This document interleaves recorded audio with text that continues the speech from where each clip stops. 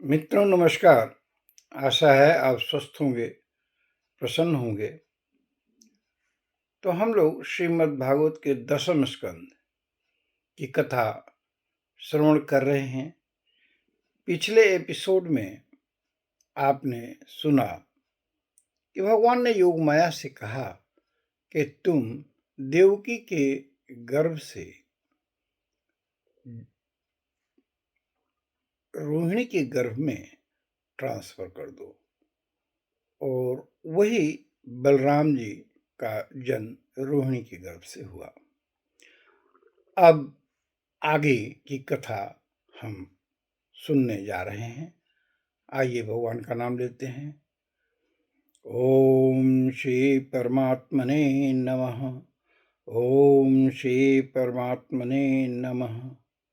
ओम नमो भगवते वासुदेवाय।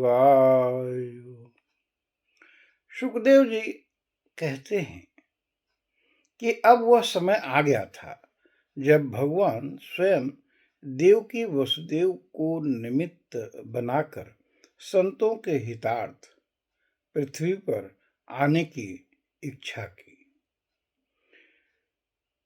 भगवानपि विश्वात्मा भक्तानां अभयंकरः आविवेशांश भागेन मनयानक दुंदुभि।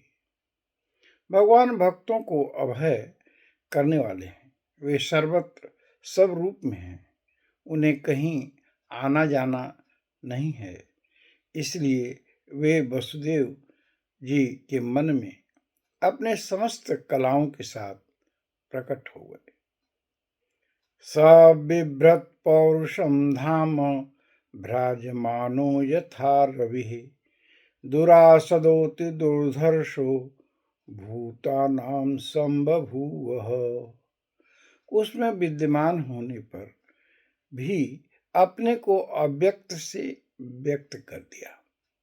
भगवान की ज्योति को धारण करने के कारण वसुदेव जी सूर्य के समान तेजस्वी हो गए। उन्हें देखकर लोगों की आंखें चौंधिया गईं। कोई भी उनको अपने प्रभाव से दबा नहीं सकता था। ततो जगन्मंगलमच्युतांशं समाहितं शूरसुतेन देवी दधार सर्वात्मकमात्मभूतं काष्ठा यथानंदकरं मनस्ततः। भगवान के उस ज्योतिर्मय अंश को जो जगत का परम मंगल करने वाला है, वसुदेव जी के द्वारा आधान किए जाने पर देवी देवकी ने ग्रहण किया। जैसे पूर्व दिशा चंद्रदेव को धारण करती है, वैसे ही शुद्ध सत्व से संपन्न देवकी ने विशुद्ध मन से सर्वात्मा एवं आत्मस्वरूप भगवान को धारण किया। सुखदेव जी कहते हैं, सा देवकी सर्व जगत निवास भूता नितराम नरेजे भोजेन्द्र गेहेग्निशिखे वरुद्धा सरस्वती ज्ञान खले यथा सती। भगवान तो सारे जगत के निवास स्थान है। देवकी उनका भी निवास स्थान बन गई, परंतु घड़े आदि के भीतर बंद किए हुए दीपक का और अपनी विद्या दूसरों को न देने वाले ज्ञान खल के श्रेष्ठ विद्या का प्रकाश जैसे चारों ओर नहीं फैलता, वैसे ही कंस की कारागार में बंद देवकी की उतनी ही शोभा हुई। तां वीक्ष्य कंसः प्रभयाजितान्तरां विरोचयन्तीं भवनं शुचिस्मिताम् आहैष मे प्राणहरो हरिर्गुहां ध्रुवं स्थितो यान्नपुरेयमीदृशी।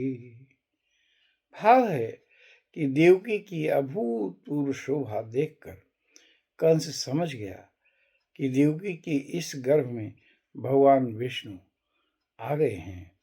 प्राणों के भय से कंस सोच में पड़ गया। अब आगे की कथा हम अगले एपिसोड में कल श्रवण करेंगे। आप सभी को कथा श्रवण के लिए बहुत बहुत धन्यवाद। प्रणाम।